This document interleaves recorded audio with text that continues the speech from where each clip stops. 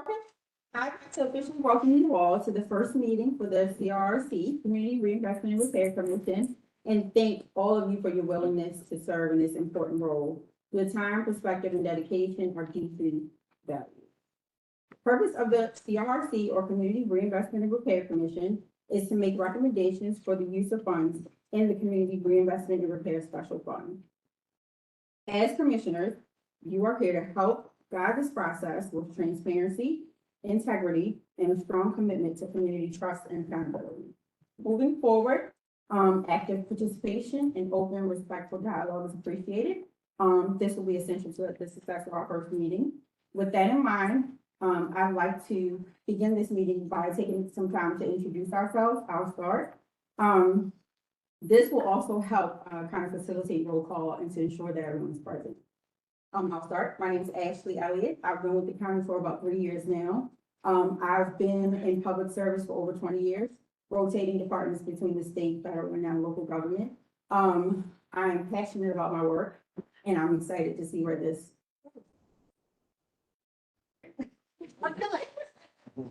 Everybody, good evening. I'm Katie Rouse. I'm lucky every day to serve as the Executive Director of Honor of Maryland.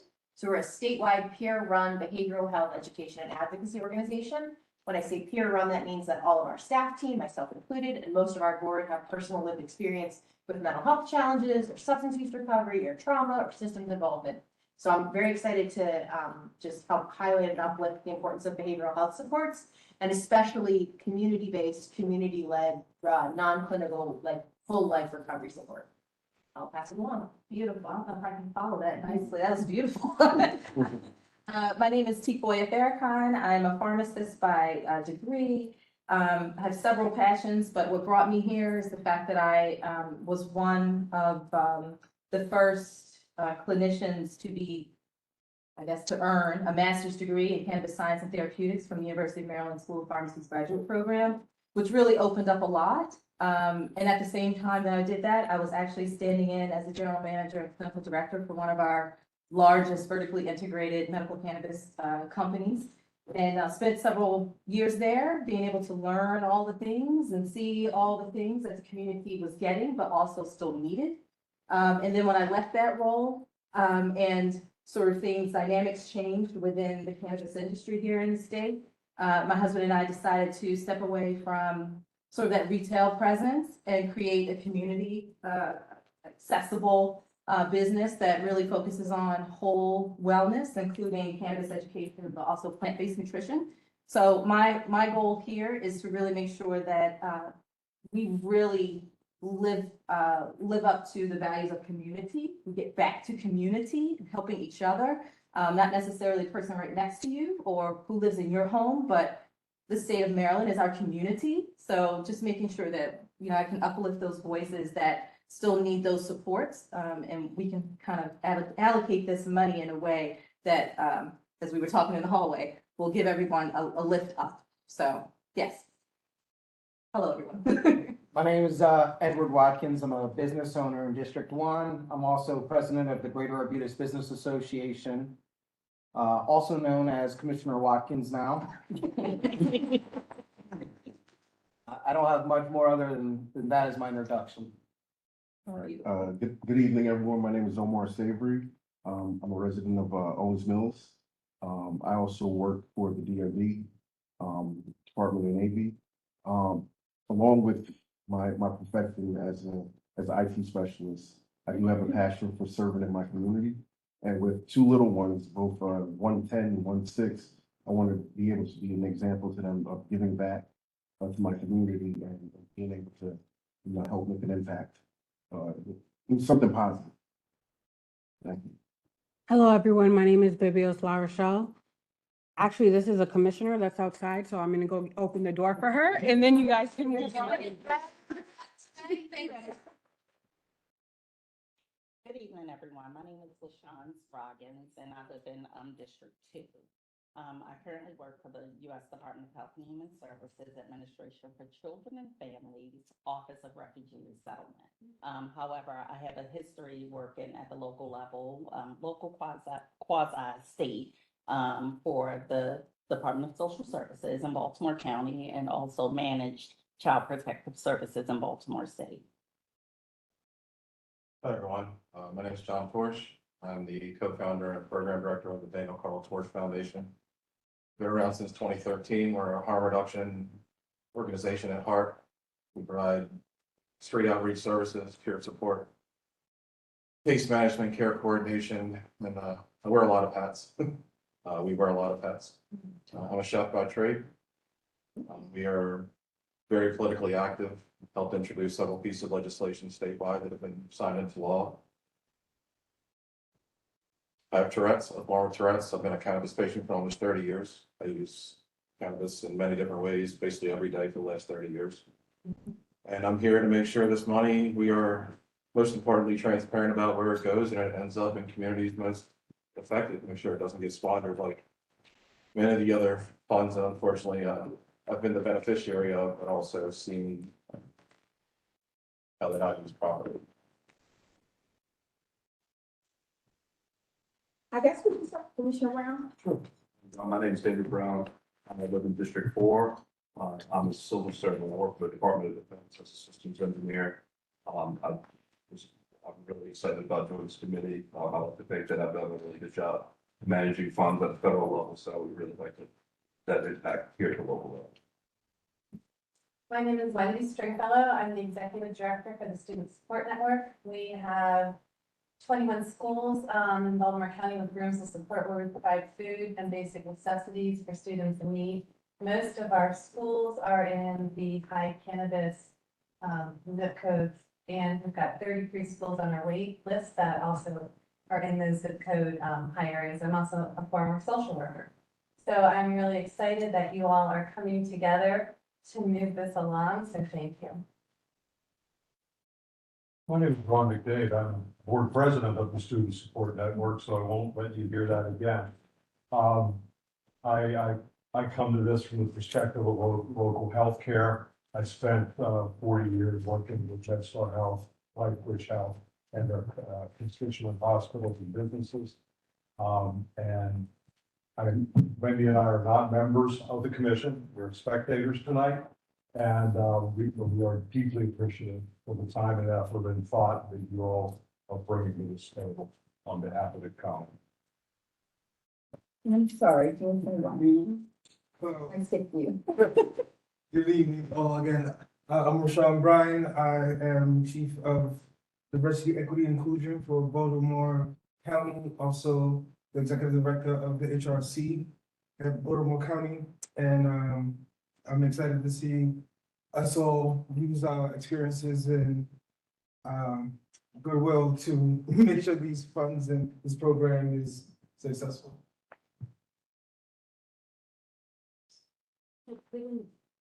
Oh, Lisa Jefferson? Yeah, I'm sorry. Hello, everyone. My name is Lisa Jefferson.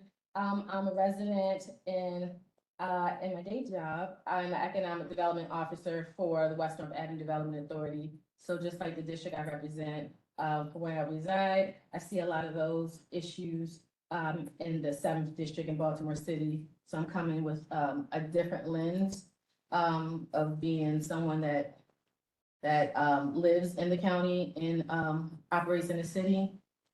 So that's just a little bit about me.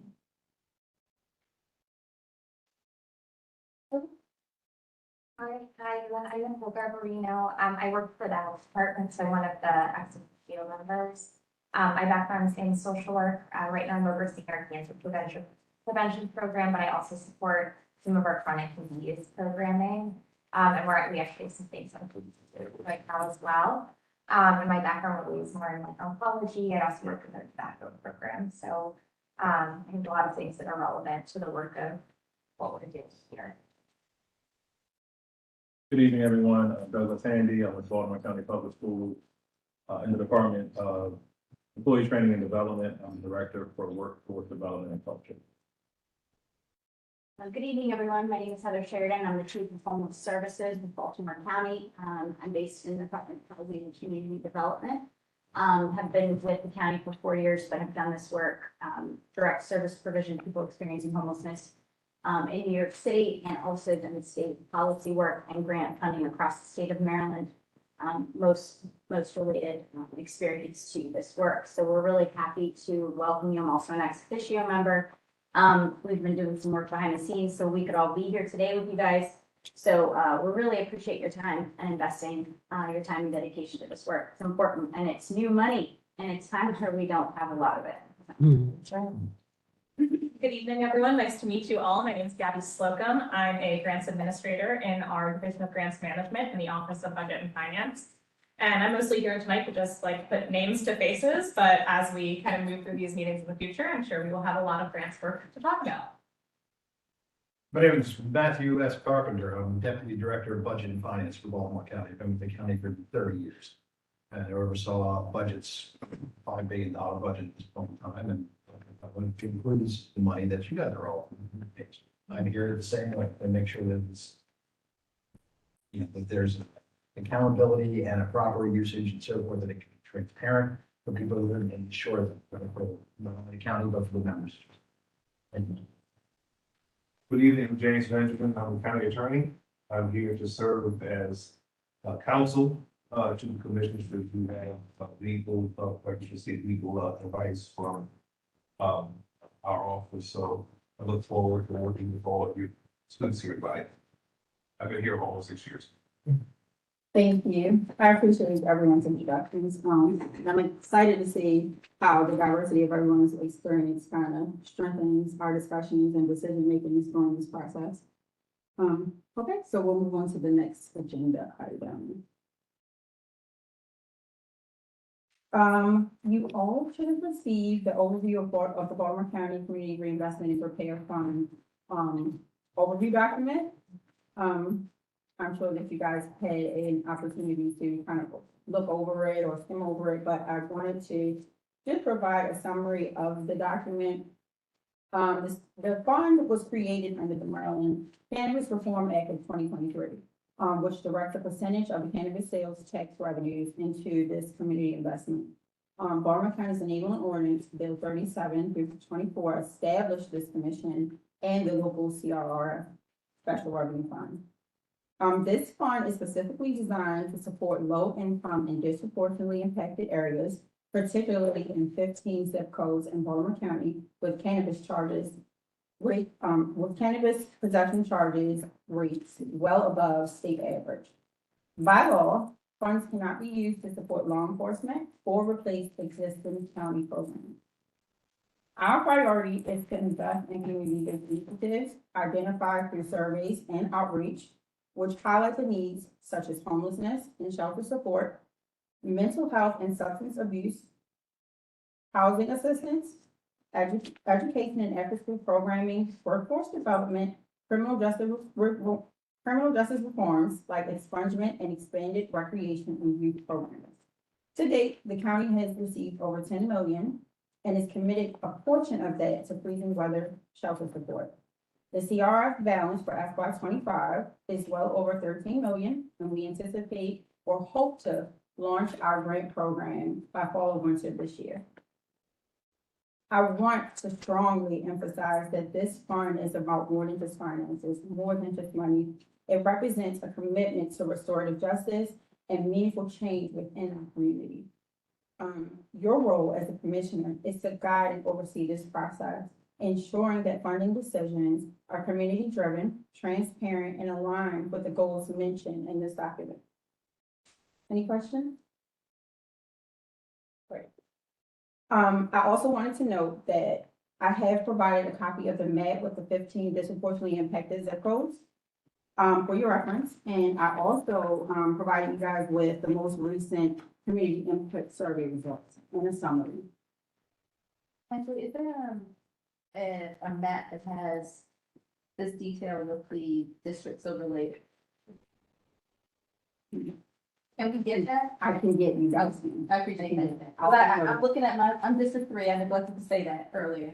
And so my district doesn't look, I mean, there might be a couple of zip codes, but I think mine is of the largest, and so but I don't see, I can't tell. Where the district, okay, correct, but I'll make note of that, and then I'll get that. Okay, thank you so much. No problem. Okay, so we can move on to the next agenda item, and that is the election of commission leadership. I have provided you guys with an election ballot. This ballot is an anonymous ballot vote, so you guys can use this ballot to vote for your commission chair and vice chair. Once we tally the results, we'll then announce the individuals that have been elected to those positions. But it's time we can do that. You guys have your ballots? Did you need them out or are they in the bags? They're in the folder. Do you have your folders? Well, we weren't sure if we could sit at the table. That's why we're all around the end, so. Oh, we have extra folders for you guys over here. Yes, over here. And then there's a few extra folders here if there isn't enough over there. Let me know, I can.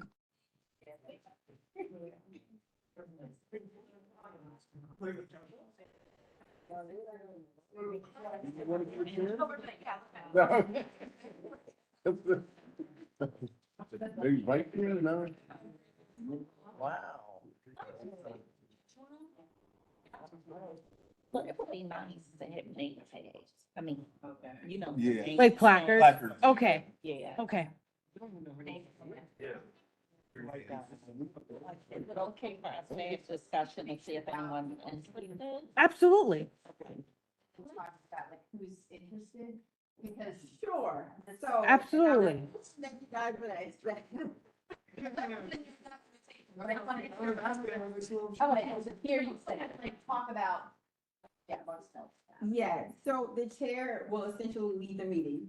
So big surprise, after this election, the chair will then take over the meeting.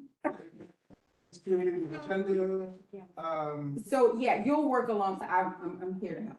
You'll work alongside myself and we'll work together to create the meeting agendas and prepare documents and things like that. But the chair will lead the meeting. The chair essentially represents the commission publicly. And then, you know, of course, collaborates with the staff. The vice chair is just pretty much supporting the chair, kind of a stand-in when the chair is unavailable. Can I ask more questions? Yeah. Is there an expectation that vice chair then in the following term becomes chair? Like, is there a goal for that to be a per territory? No, yeah, no, not, yeah, according to the bylaws, no. Every year, right? Mhm. Every year, we'll elect a new chair and a new vice chair. And do you have an estimate for the hours commitment in between, like, years film appointed? I would expect to meet with the chair at least twice before the meeting, within that meeting. That's what I'm hoping, so that we can kind of prepare. And we're still setting four meetings? We have to do four. Yes, we have to do at least 4 meetings a Yes, year, right. but the chair will essentially decide how often, the frequency of the meetings. Okay. Other question? Well, this is in the bylaws too, if you didn't know. I'm just curious if anyone's interested in being the chair or co-chair. Same question. Same question. Who wants to apply? Right. Is there anyone who doesn't mind? I'll be vice. I can stand up and be vice for whoever. But. I already played vice president and president for the last umpteen years with the Greater Abuse Business Association, so I'm okay, you know, watching for once and not being the lead. Grace Billy Johnson. Yeah. Just then. I should have worn pink. That's loud color to a big meeting. So do you guys need us to go around and kind of say our names again? Yeah, it's probably gonna be nice to have names. Yes, that's something that I have on my list to get you guys, so, you know, we get familiar with who is who and, yeah. So. No, I'm,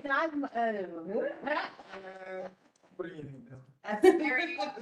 I know, that's not my. Oh, no, That was not my, accomplishment. No, it's, thinking about commission having such an exciting opportunity and just wanting to be really clear about like, how can we work together best as a group? And what kind of time commitment that means, I think that's.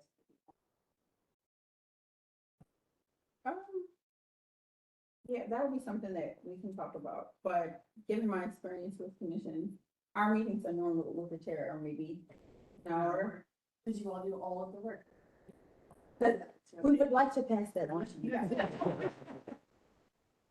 But no, yeah, we're here to help, so.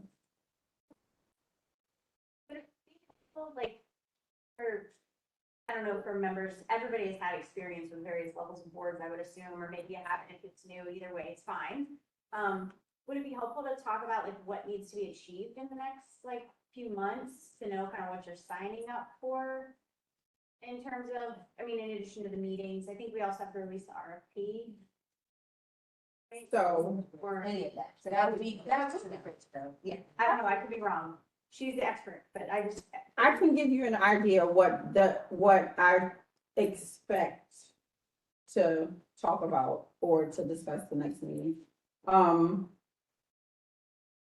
We would like you guys to give feedback on the system we're developing, Community grants. the community grants program. We have a few commission documents that I want to discuss with the chair to see if we want to present those documents to you guys regarding the roles and responsibilities. Training, the Open Meeting Act training, as well as the CRF, overview training. County funding proposals, so we're working on our end, on the staff's end, we're working on some funding proposals that'll work kind of alongside the community grants program. So we're looking to discuss that. So ultimately, it'll be the chair's responsibility to kind of decide what we discuss out of those things that I would like to discuss the next meeting, I would say. Great, that's really helpful, thank you. And one other question, this term goes from now until this time next year, or is it? So everybody's term starts at a different time. Okay. You all were appointed in different months, you know your appointment date, so it starts there, from that day you were appointed to your position. But I mean, the role of president, Oh, I mean, chair. Yeah, so or once vice that chair. person is elected today, it'll be a year from today. Okay.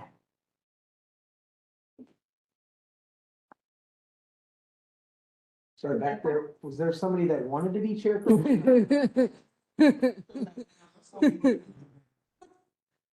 guys wanna go around and take it again? Yeah. And would it be helpful to point out who is eligible to be chair, because it wouldn't be the ex officio members of.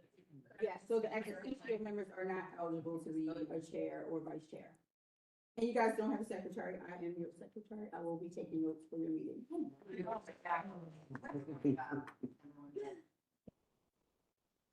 I mean, so that we can keep the agenda moving, can we just say names and we just write down? Yeah. The names? Yeah. Okay. I'm gonna start. LaShawn Scroggins. Salisa Jefferson. John Torch. How about you? Are you not ex officio? I'm I'm so sorry. Katie Rouse. Tikoya Farrakhan. Edward Watkins. Omar Savory. David Brown. David Brown, you want to come sit up at this table? Why?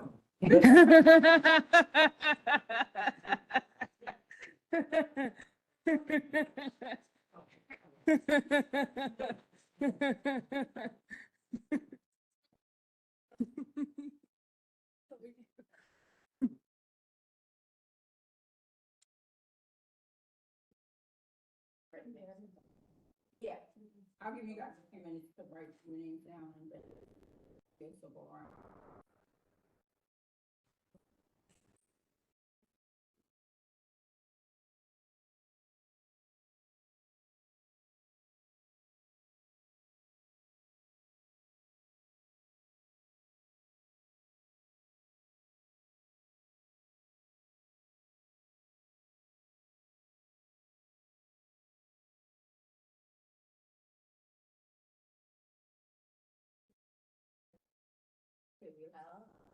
Thank you.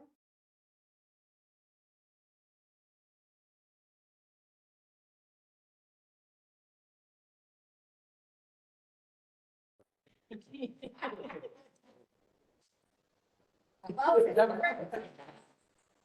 Very good. Right here. We're gonna have fun.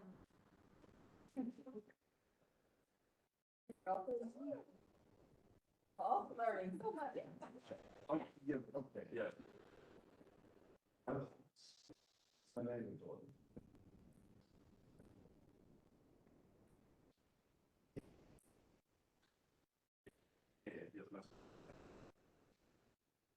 Hello. Yep, I remember a lot of old days. I thought you looked.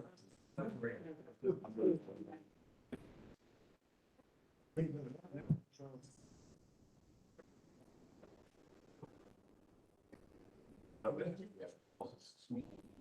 And then,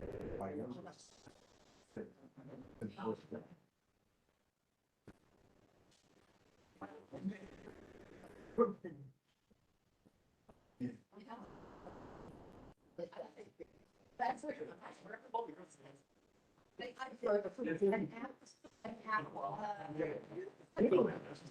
we see the fast one. I was like, so bad. Wow.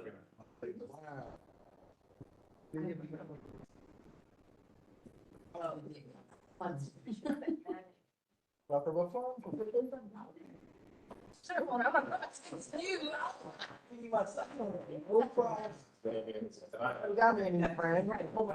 See who it is.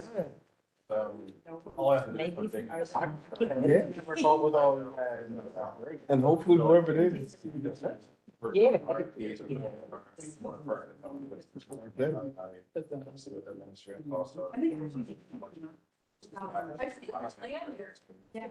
Yeah, that's.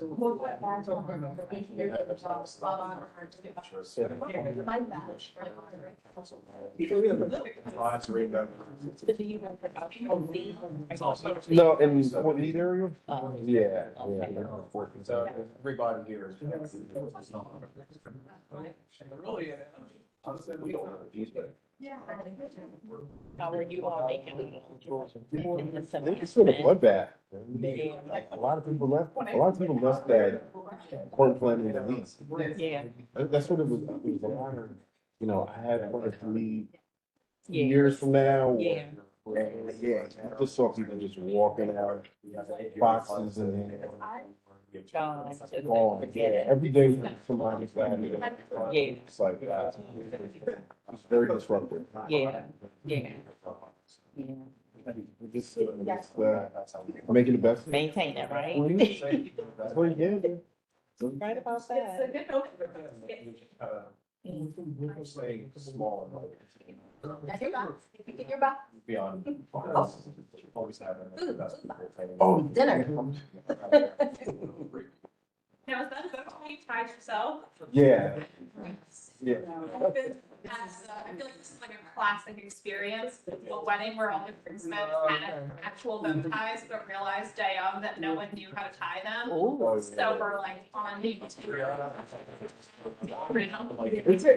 gotta be patient. You really gotta be patient because I know. It's harder than a regular tie, imagine. Oh, actually, really? Yeah, once you really. About 4 or 5 cents. Okay. Yeah. Once you understand. Once you get the rhythm of it, Like like a tie. Yeah, where do you go? And that's the great thing about it is it's never, you know, like symmetrical. Yeah. Because it's kind of a good way. Yeah. I'll I've never worn a bow tie, I'm gonna have to switch it up.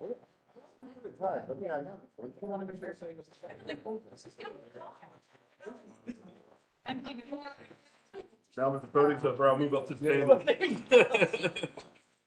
This is yours.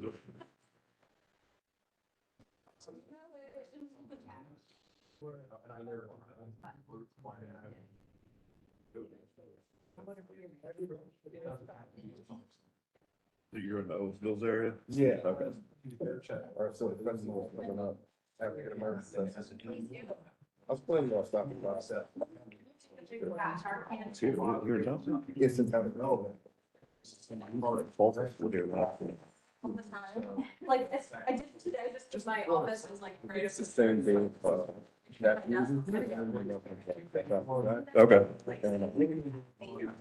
We actually have our staff meeting here in South. It's 15-page application. But I could probably come like, the day, like 7 a.m. The only, and I like, more on my lanyard, but there's stuff I like thrown in. Yeah. So I want to Sure. Baltimore County. I also have my That's so. the bottom. See, meanwhile, my water bottle is. Okay, so the results are in. So you get like a drum roll? Jeez. Drum roll. Drum roll. Okay, so you guys have elected for your commission chair, Ms. Katie Rouse. Very honored. I look forward to having lunch with every person. About how we're all going to, no, that's very kind of you. Thank you. I endeavor to do a good job. And your vice chair, Dr. Farrakhan. Oh, fantastic. Guys, we'll do it. We'll do it. We'll do it. Thank you very much. Thank you for the trust, and partnership. Cheers. Yes. So this is now in. Oh, great. Wonderful. All right, so we need to review bylaws and Robert's Rules of Order. Yeah. May I ask fellow commissioners, it's very exciting. Is anyone very good at Robert's Rules of Order? Because I am tragically not. I'm proficient. You are? Threw in very good. I was gonna raise my hand, you said very. Oh, my goodness, we are blessed, phenomenal. Then, hold on, maybe if I have names, Commissioner Watkins and Commissioner Scroggins, is that right? Would you be very supportive to us in making sure that we check the boxes for Robert's Rules, but when we need to? Thank you so much. That's service. Okay. Did everybody get a chance to look at the bylaws? Yeah. In case not everyone said yes, could we take maybe 2 minutes or so and just glance through them so that we can ask any clarifying questions that we may.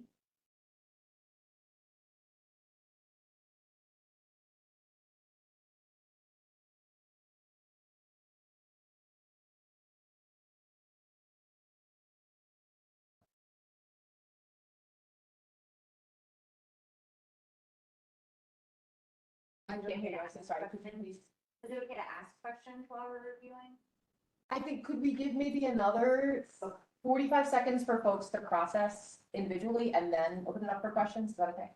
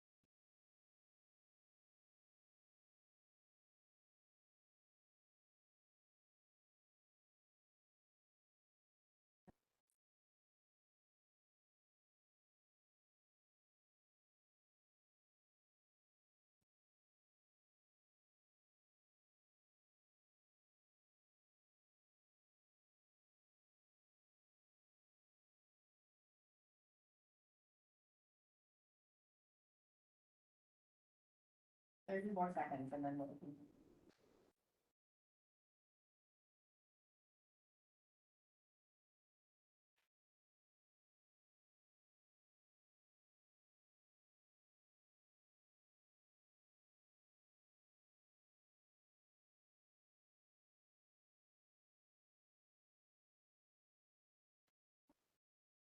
With the understanding the bylaws may be amended at future times, should we discover anything that we need to just talk about.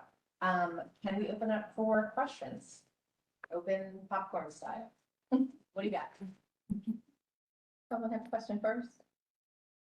Somewhere? I had a question about the report that is due. Yeah.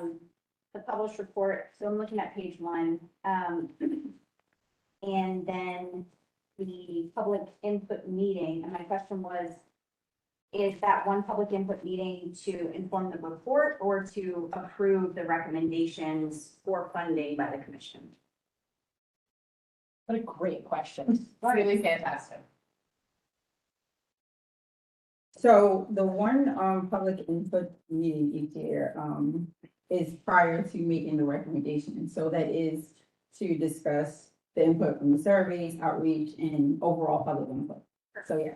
But I would hope, when we get to decide, chairs, that you guys would have more than one public input meeting. Even if it's just like, you know, kind of district events and things like that. That survey, the community input survey, and that outreach is so essential to getting feedback for these recommendations. So that's my 2 cents. So no, phenomenal, sounds good.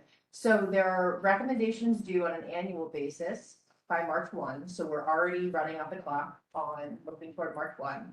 And then there's a report that's due on report December 1st about the spending. So am I right, thinking that the staff produce the report on spending for review by the committee? Can you help walk us through the reporting deadlines and who's, what our role is in terms of advising versus literally recommending? So the report that's due to the state was submitted last year, so that's every 2 years. This report, I'm hoping to work with you. So it would be input from the staff as well as the chair, to put that report together and to have the commission review that report. Okay. Fantastic. Other questions?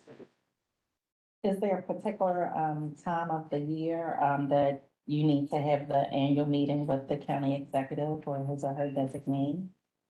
We haven't decided that yet. But once I get that information, I'll be able to let you guys know.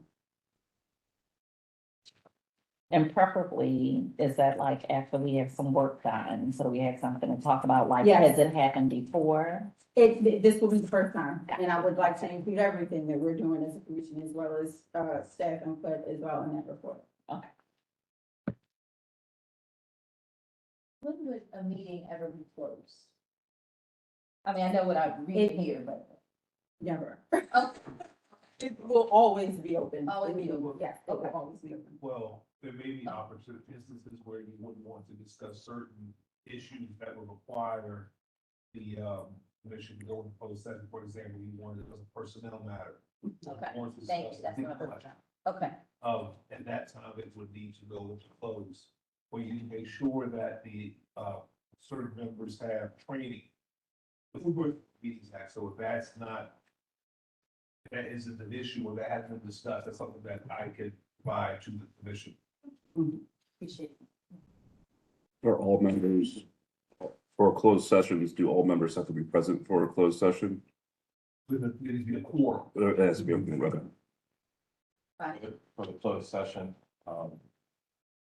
what about when we're reviewing the RFPs? Would that also be a closed session? Say If we're actually reviewing the RFPs, when we actually put out the RFP and we have proposals for grants in our hand, would that still be a closed session? You wouldn't want the public of those organizations seeing and hearing us discuss their grant proposals, would we? I need to see that one, if that would fit within one of the 15 exceptions. I'm trying to do it by chair and members. Perfect. Great question.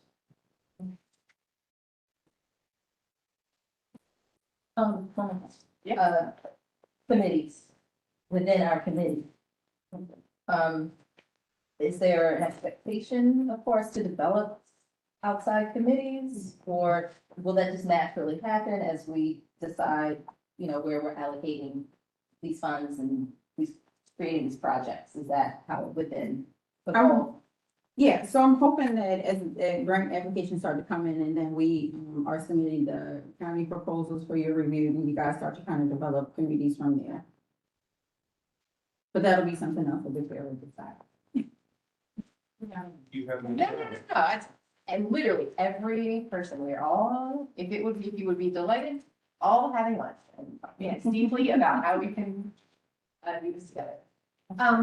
Could, in terms of in-person meetings versus virtual participation, or holding hybrid meetings, are there protocols that we need to be thoughtful of in making sure that this is accessible but also effective as a body? So number one question, can we vote on things can people attend virtually? And can we vote electronically? Should there be some kind of urgent business that happens in between meetings? We can have virtual meetings. Okay. We use WebEx within the county, so this is technically a virtual meeting and in person Thank meeting. you. Okay. Voting, I would hope that we would be in person for voting sessions. Great. If that's okay. Trying to think of how to balance. 4 meetings a year seems like not enough meetings to attend to all of the tasks, especially Right. wanting this, maybe as we become more mature, and have more committees established, that there's opportunity to do work between meetings. So thinking about if we're instead meeting 6 times a year, how can we make that accessible? Thank you.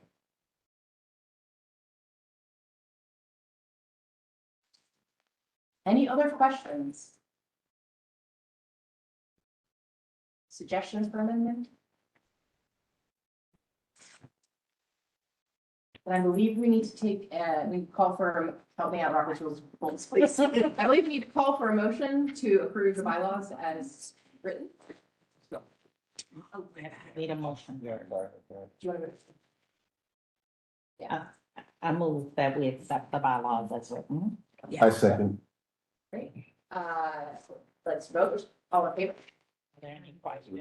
Any opposed? Any abstain? I do believe the ayes have it unanimously.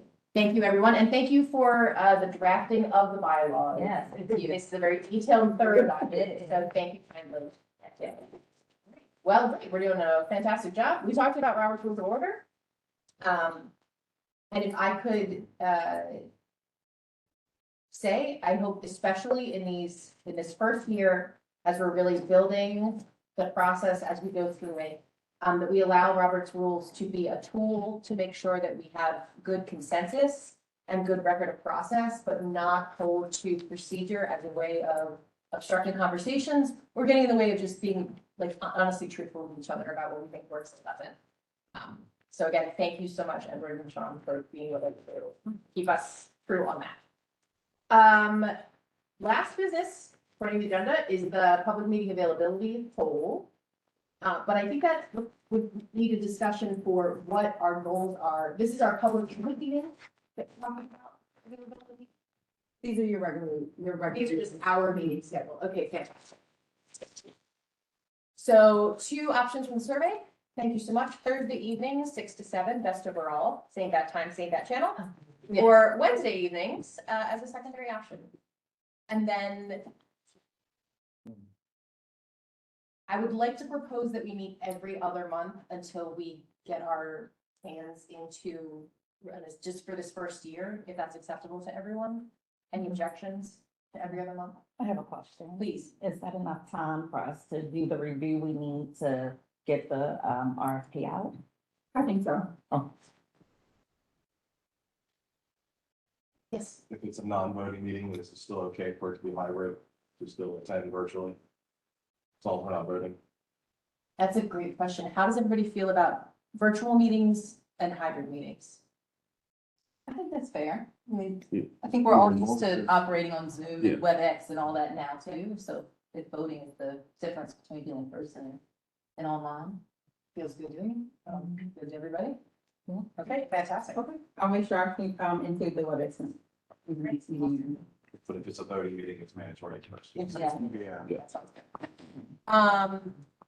Actually, James and I were talking, you can take a vote on, if you're on WebEx. You still could, right, as a body, well, so we need 4, so you can have forums, you can vote.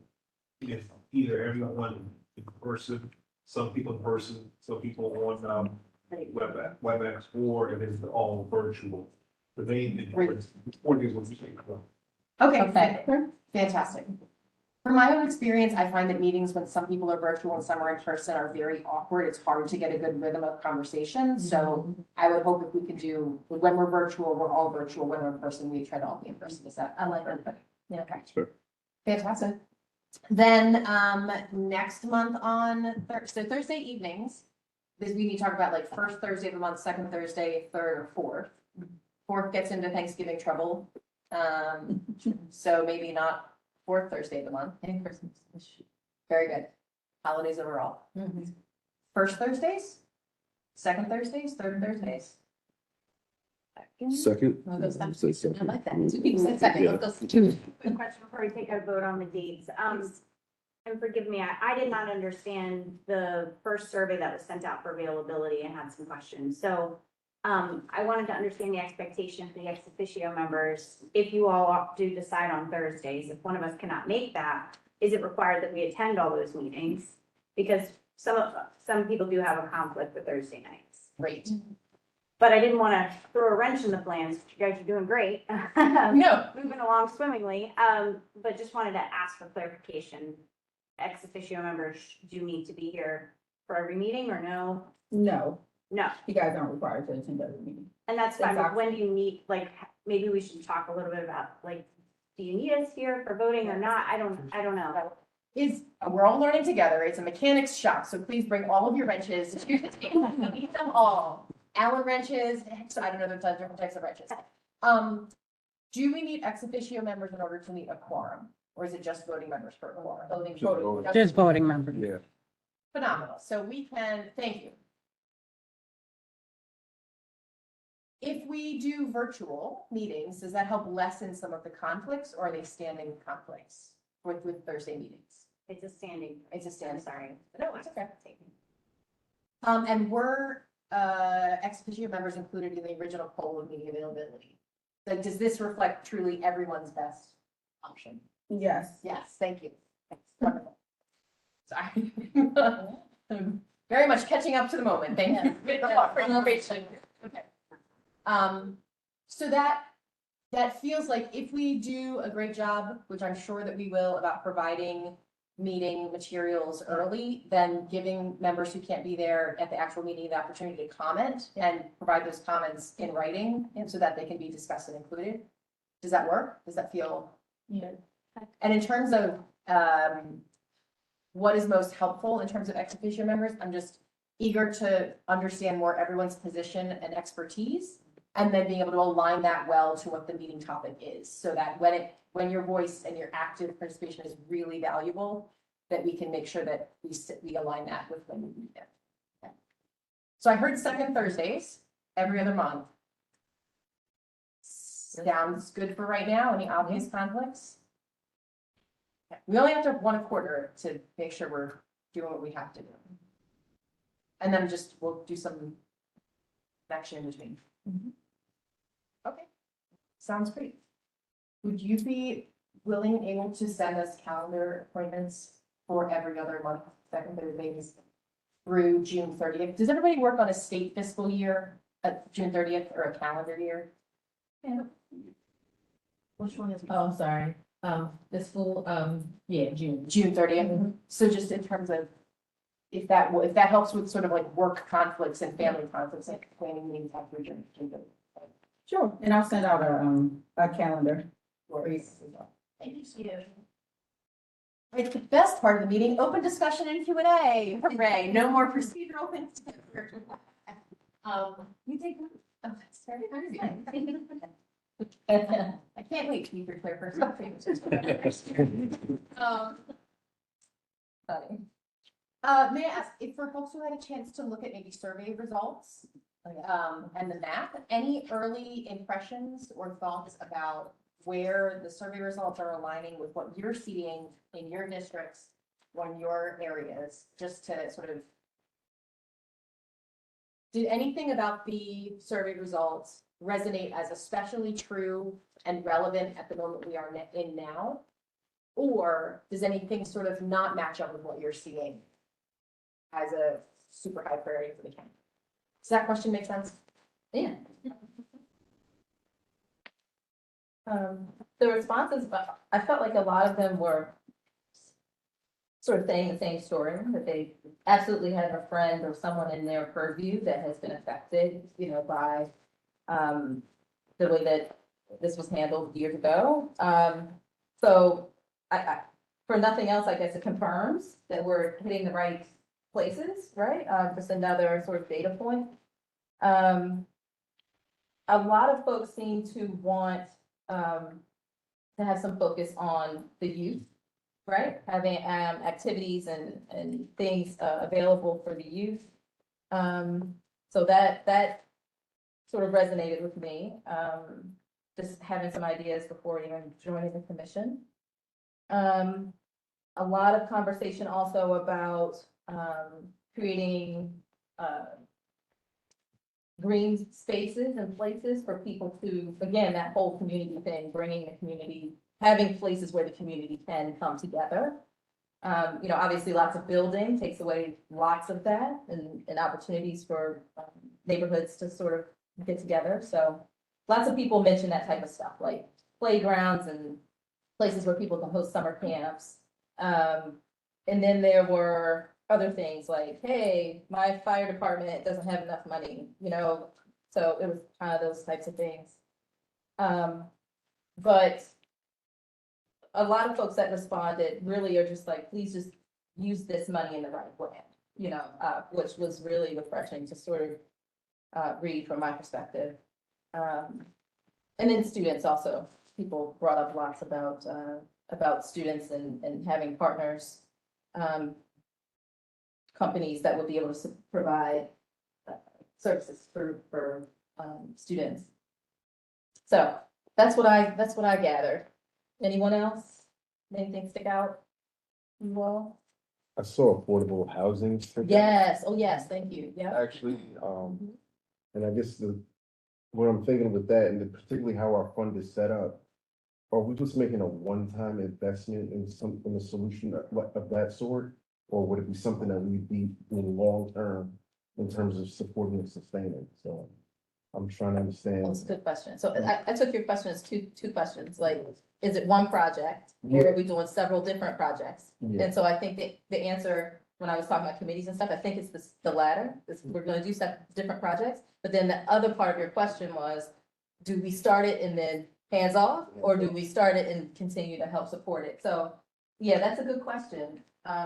Do we know enough to answer that, or should we? Is the county willing with the funder permitted to make multi-year grant agreements, or are they annual grant agreements?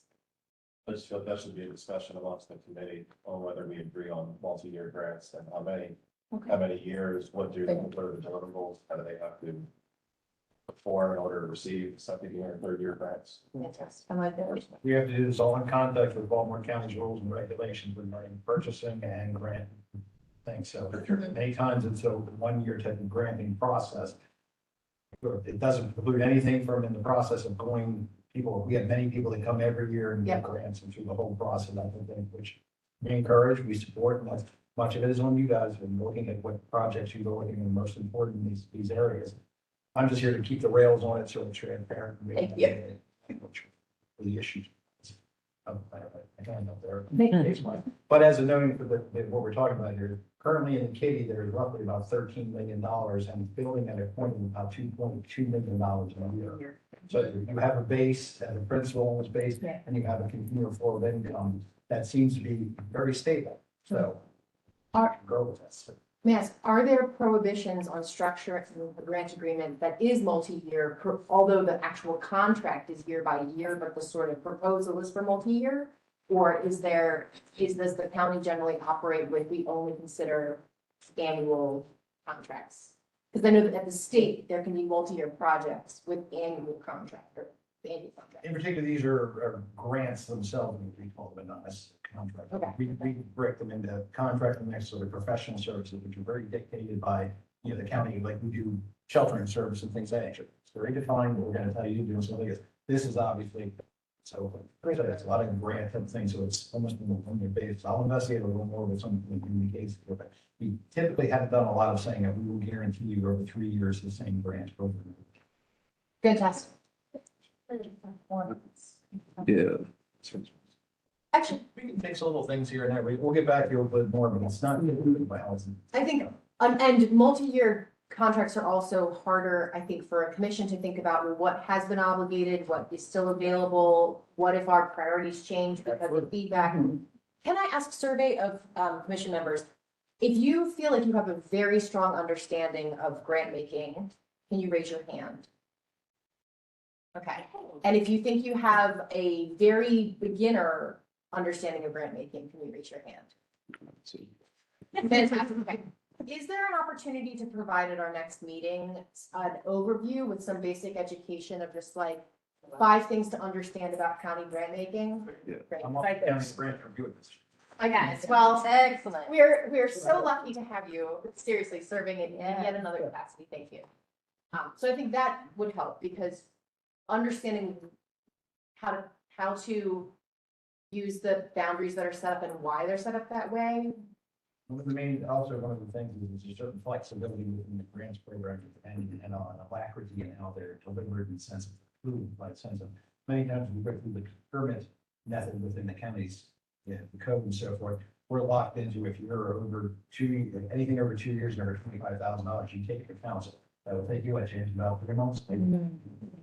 Okay, so 25? yeah. That's on. That's what I'm saying. And grant wise, it can be any amount, but when we go through that point in time, it's a 14-day process, which means if people apply, they bring it in, it's reviewed.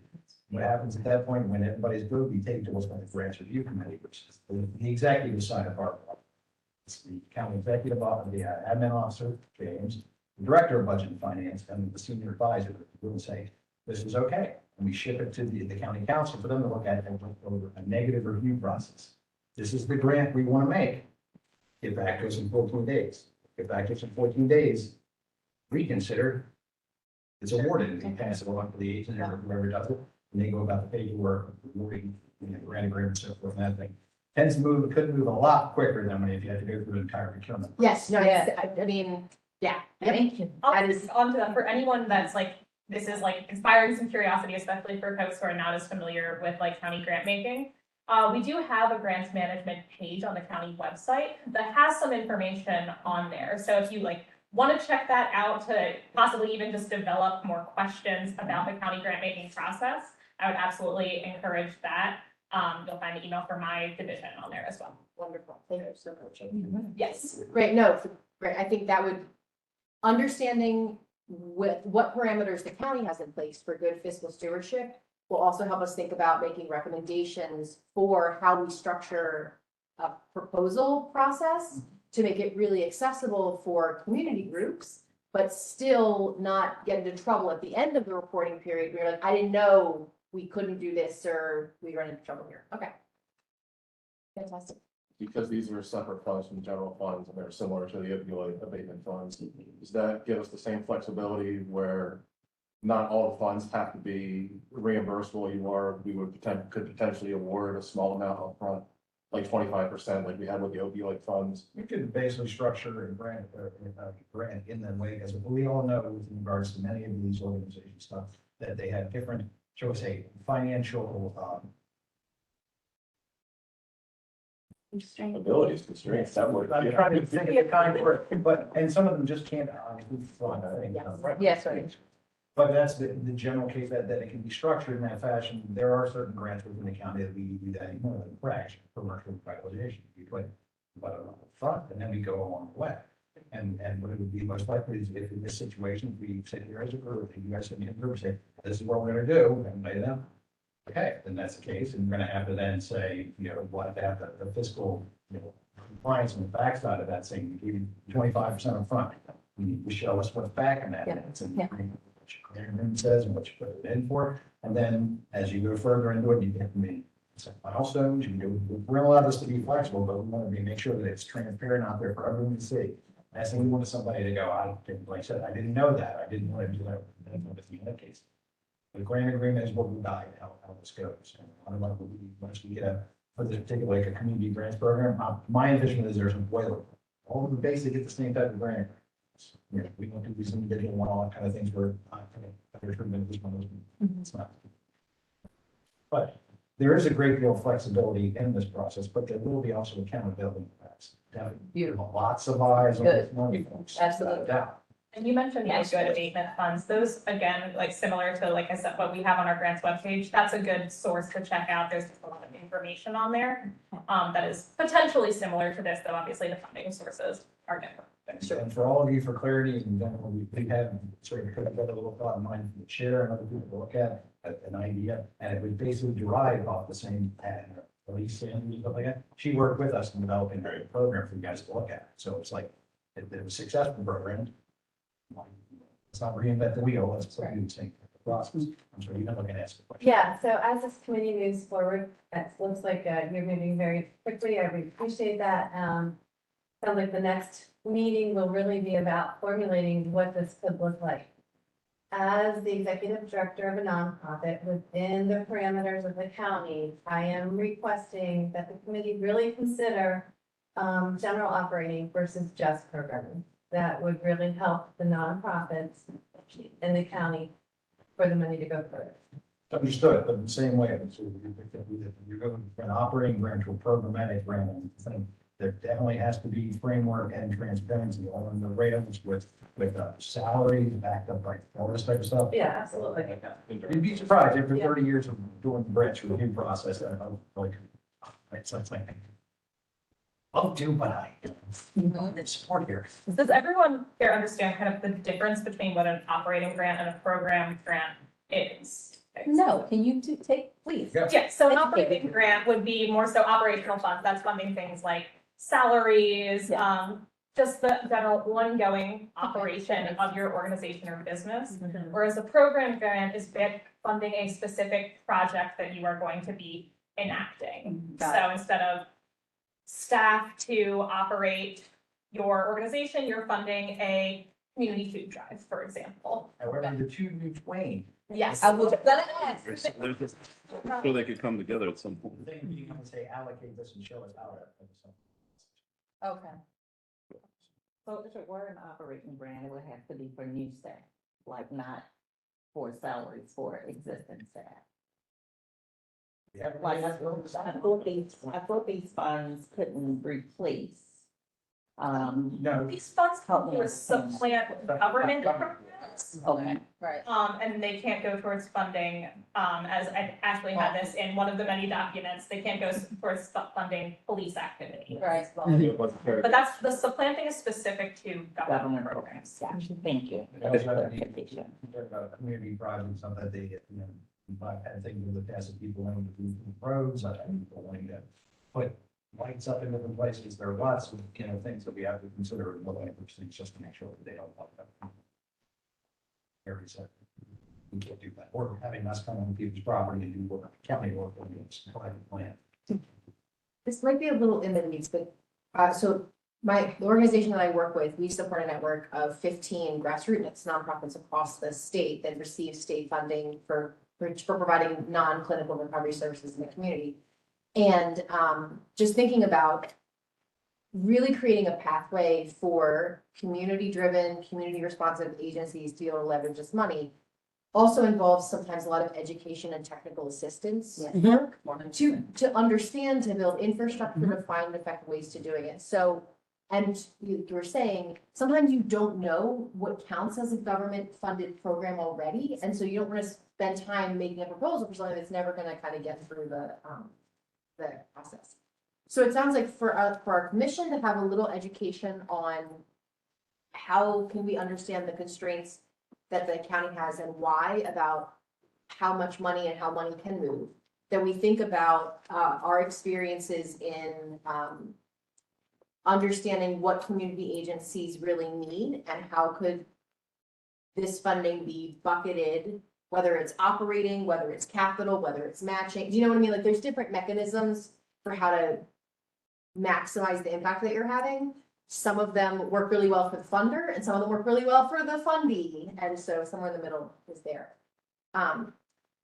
So the other thing that I want to ask about is the idea of the public input meeting and knowing that we're looking toward making recommendations by March. And I hear from every well, anybody, what do you think are truly effective ways of getting public input? Like, what have you seen really truly works well? Especially looking at the map of which communities we're hoping will apply for and receive this funding. I think community canvassing at different events could help out, especially at like community picnics and whatnot, kind of walking around, just come up to a person, having a casual conversation and kind of strike what their interest is or what their concerns are with the community. I think that could probably be a good way to do it. Excellent.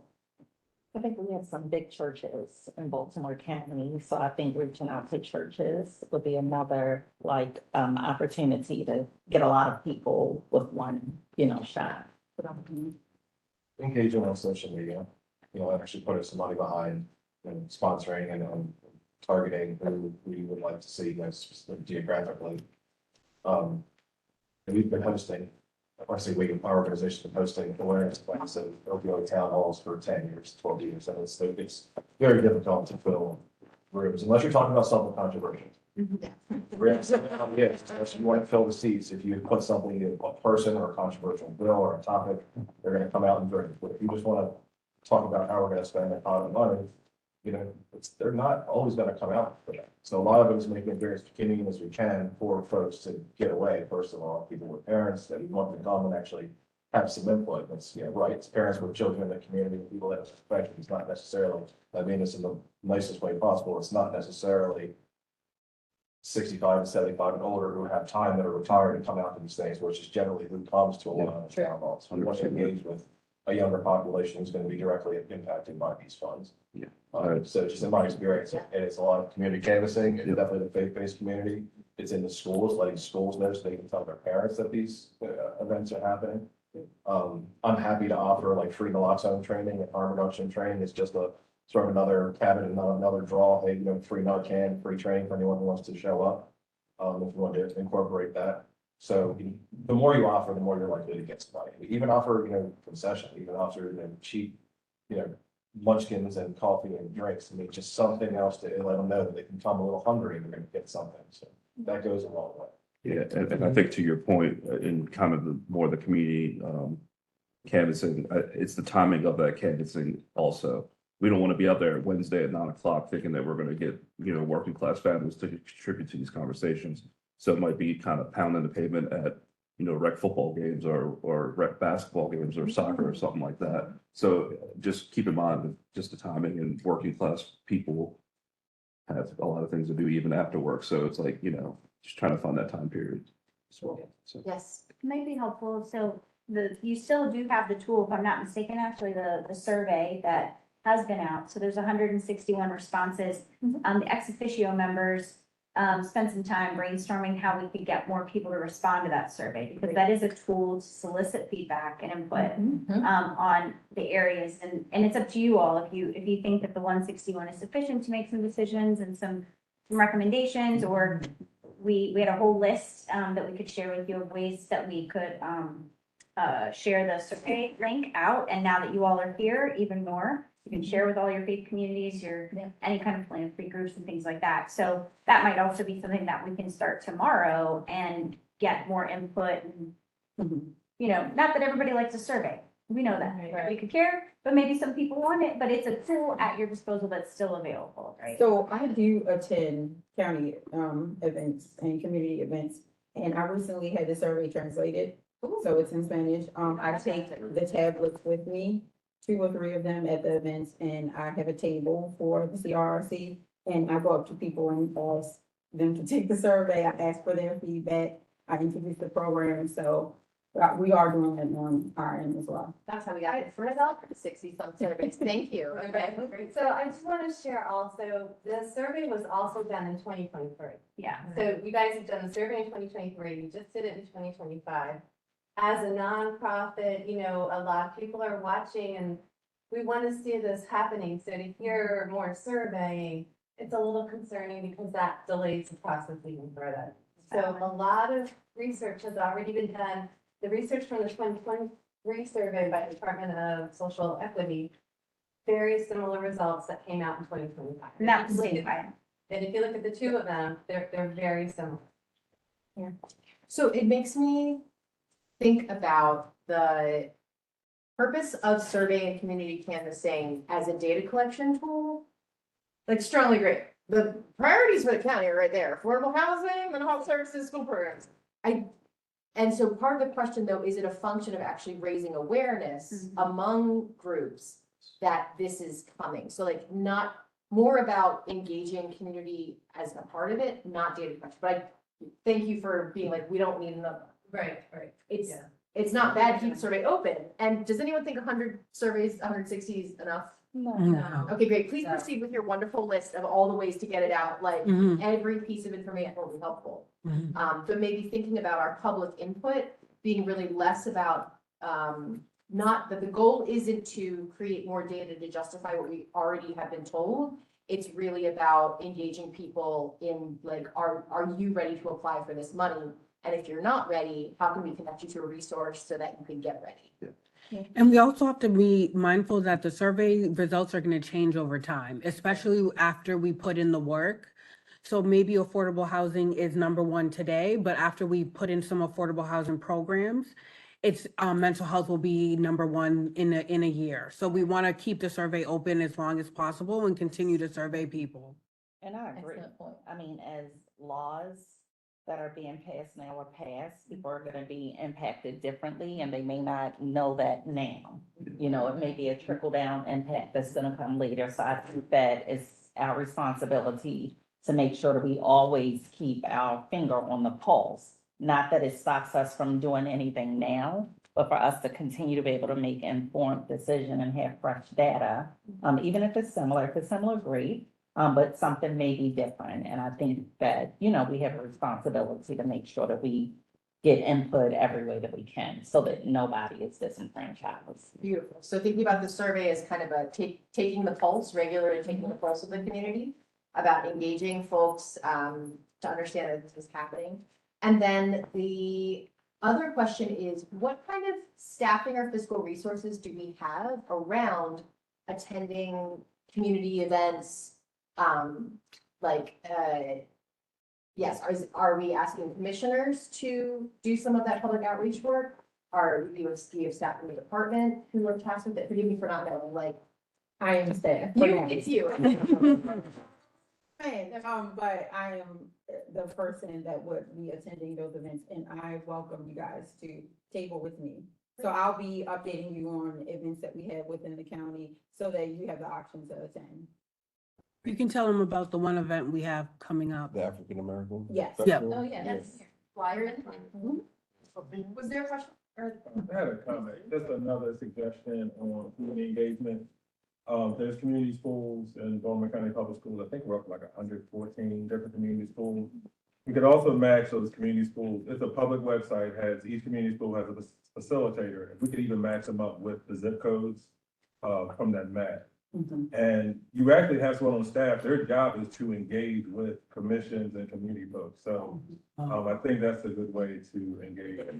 A lot of them are elementary, but we have some high schools. We got elementary, middle, and high school. And like I said, they fit right into, you know, zip codes are right there, so good place for them. And I can help try to facilitate some of that, but I think hearing directly from voting commission members would be good. But how we facilitate that, I'd be glad to help with that. Organizing by district so that we all, I mean, I think some folks, like I hear, they're serving already deeply in district, but connecting by district so that we are really representing our local communities at the table sounds good. And yes, if there's folks who are already eager to interface, that would be wonderful to connect. Thank you. You're welcome. Just one more thing to add to that, just remember the neighbors that don't have a zip code, who move around and are homeless and are outside. So if we can help engage with folks who are outside with our unsheltered population and neighbors, outreach teams, Church Foundation, other harm reduction teams, just not forget about them. We'll definitely be starting to forward folks about, just letting them know that we're a part of this and how they would like to see the money used. Great. Okay. Does anyone need a bio break stretch for a couple minutes? How are we gonna do it on time? We're almost done. We're almost done. Great. Okay, well, we got 9 minutes. Wonderful. So, would we take a time travel trip in our imagination? So we have a meeting that'll happen then in November January, and then we're at March for the report. So we have 2 meetings to come up with our first set of recommendations. Is that math correctly? Okay. So, how can what do you all think is the best way for us to have some conversations between those meetings so that we can come in sort of having already spoken with each other and mapped out some ideas? So when we're at this meeting, we're doing a lot of deciding, but there's a lot of discussion that's also happened outside of these formal meetings. Just thinking about, otherwise we need to meet way more than that, I think, to come up with good recommendations. What's good reason? So that could be in the form of committees. Yeah. We could look at some committee work. We could look at some educational meetings with different ex officio members to be filled in on your expertise. Yeah. Okay. I think it's the committee meetings, try to break this down in some sort of committee, that way we can kind of hit the ground running in November. Something that's kind of near and dear to anybody's heart on this list. I mean, these are the big ticket items, so I think we can flush that out pretty quick. Do we want to do committees by content area, thinking about the 5 priorities that we know are there? Or do we want to do committees around function, meaning that there's a committee around like grant making that really thinks about the process of grant making? And then a committee about like these process of grant making kind of on the like accountability piece for financial spending and thoughtfulness around that.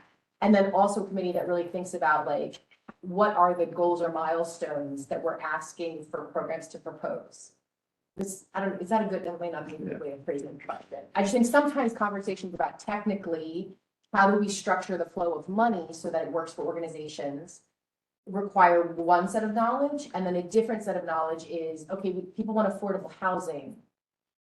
Can we break that down a little bit in terms of what are we talking about? Are we talking about grants to first-time home buyers? Are we talking about like first month's rent programs, like eviction prevention? Like what is that piece? So. Capital investment financials. Capital investment. Maybe a better way to ask, of these 5 topics, affordable housing, school programs, workforce, healthcare access, and behavioral health, is anyone passionate about one of them and wants to lead a committee really focused on that issue? And ex officio members, why could you could lead a committee, right?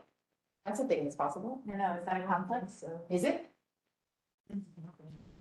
It is. It is. Okay. Again, amazing. But we can give you all the information. Yes, Right, they so can we give it all.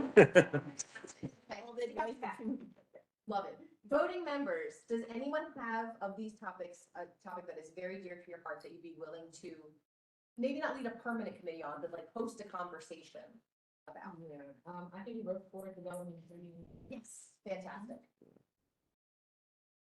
I'm happy to. It's sad to say, so the work that I do puts me at the epicenter of most of these. Center of what I would call a society's woes, with all these agencies and systems of care.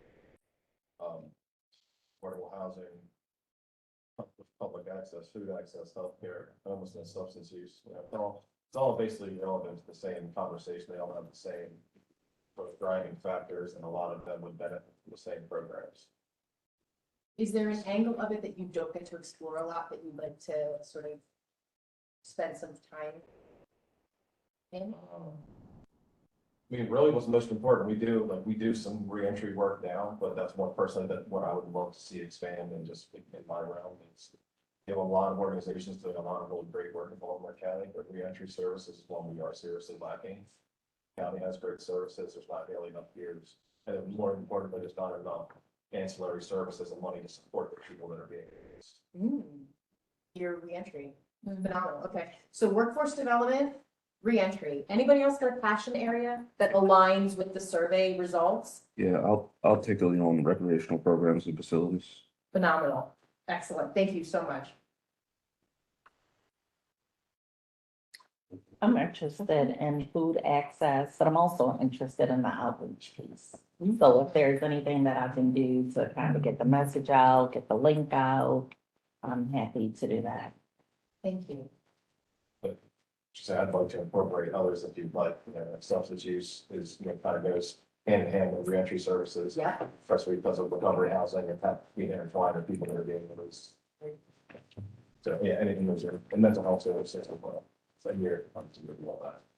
I mean, it's, You know how it is, we're right, so. It's, grab funding for the amazing. So I heard in terms of content areas, recreation and facilities, kind of reentry work, thinking about behavioral health and reentry as being really closely tied. Food access, workforce. Anyone else have a passion area kind of out of this list that you want to be in committee-wise? And just because we selected something that we're passionate about, I have a very big interest in workforce as well. Like, Yeah. we're going to be able to Yeah. kind of dabble in a little bit of everything, correct? Yes, so Okay. that makes me think, instead of framing this as committees, which I think has a sort of like, obligatory formal nature, let's think about conversations. Sure. Hosting a conversation about, so people who volunteered, if you, tell me if any of this violates any sort of rules, but if you wouldn't mind emailing your fellow commissioners, all of us, and saying, I'd like to host the conversation about this, pick a time, send it out, see if you can get a group together, and it's just, the goal is to have a conversation between now and our next meeting around that topic and produce some notes about it. And then if it's cool, I'd like to take point on the grant, I'm sorry, go for it. Oh, coming back to food and school. Food and schools? Yes, both meetings. Thank you. Do you go by Edward or Ed? Whatever, either Oh, one. no, no, no. What do you? Eddie is what I typically go by. Yeah, I love it. Thanks for sharing with us your full self. Amazing. So I'd like to take point on the grant making process, because I think that is the more boring, but also really vital piece of it. I mean, I sit in the spreadsheet all day. Okay. So hosting a conversation about that. So that'll get us meetings, conversation meetings happening in October. We'll come back together and we'll meet in November. And I think from there, we might be able to start formulating recommendations about grant making process and like milestones for or more focused objectives or goals within these broad areas. Any objections? Anyone like, that's a terrible way to structure this? Katie, what are you talking about?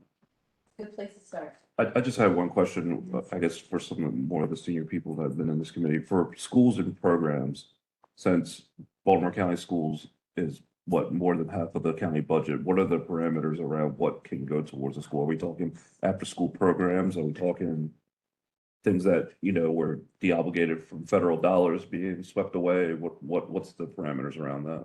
Does anybody know? So parameters are in front of you within the guidelines of there's some planning of already occurring, no law enforcement activities, but then we deal with the schools as well. We need to make sure it's within their context and that they're on board, because they are a different Sure. entity than us. And Yeah. it's Okay. separate legal entity.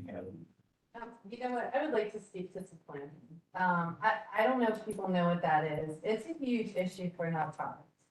So basically, supplanting is if you're already doing proven work, it will not fund that proven work. It's about creating something shiny and new. And for a nonprofit that's doing a lot of really good work, to create something shiny and new and chase after grants that don't allow supplanting is not efficient, effective, and it's incredibly frustrating for nonprofits. The supplanting is on our side It's for on our our- elementary. Okay, So so there you grants go. will not allow you to apply if it's. Right, you supplanting. can't take that money and say, I'm already doing homeless service, this particular service over here, and I already funded that in general funds. I can't say, oh, I got general funds though, there's funds for it. This is more for you guys for grants wise. That's as I said, the voting criteria on grants and stuff like that, that might well be within this thought process of saying, yes, we need to provide these things to aid, much the same way that I think when we had ARPA funds and other funds, a certain portion was allowed for us for what's called revenue. We knew in certain rough times and stuff like that, people were not getting the revenue, they were not getting what they were thinking. So we had to be able to help them and place that. We didn't do this supplanting, it's just that was just the nature of this. But for your purposes, supplanting is on our end. We just have to make sure we're not replacing some project. So a nonprofit could apply for something they're doing really well to continue to do that service going forward. That'll be for the Yeah, discussion. yes, Yeah, but and I hate to say, it's 30 Yeah, years, great, thank you. many do. Yes. Yeah. And thank you for defining that for everyone here. That is helpful. In my understanding of subplanting, I mean, we've become recipients of state, local, federal grants all across the board. And from my understanding, when we're writing grants, subplanting is always just making sure that we're not funding the exact same position. We write grants for stuff that we're doing. We carry on grants or projects that we started in 2018 with state funds that we continue on now with county funds. It The only- depends who you're applying to. That's true. Yeah, it gives their definition of. Right, first appointed. Okay, And so. so, yeah, when you've been denied for it, you are Yeah. very sensitive. So I guess that's one of the things we have to, as a committee, we have to make our definition very clear of what supplanting is. And it is, in my opinion, it'd be perfectly fine to fund an existing successful program, especially when we have, data and a track record and your deliverables are already being met versus, hey, watching somebody who's potentially double dipping and funding another part-time executive director's salary when they might be already getting that salary paid from another source that we don't know about. So that's when I think of subplanting, it's like double dipping basically, that's what I'm a serious subplanting. Yes. Exciting. In the interest of everyone's time, just, do we clap? I don't know. This is very exciting. Thank you for being here. Thank you for dedicating your time and your talent to all of this.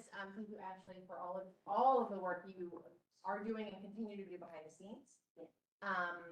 Do I need to make a motion? Yeah, okay, fully, yes. Does someone else need to make the motion, or do I? Would you love to make a motion? I motion that this meeting Adjourn. adjourn. Can we get a second? All in favor? Fantastic, any opposed? Motion carries. We are adjourned. Thank you, everybody. So much.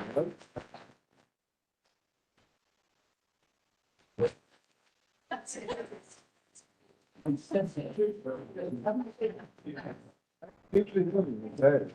My favorite color. I didn't turn my brain off. Oh, no, because my wife is AKA, so.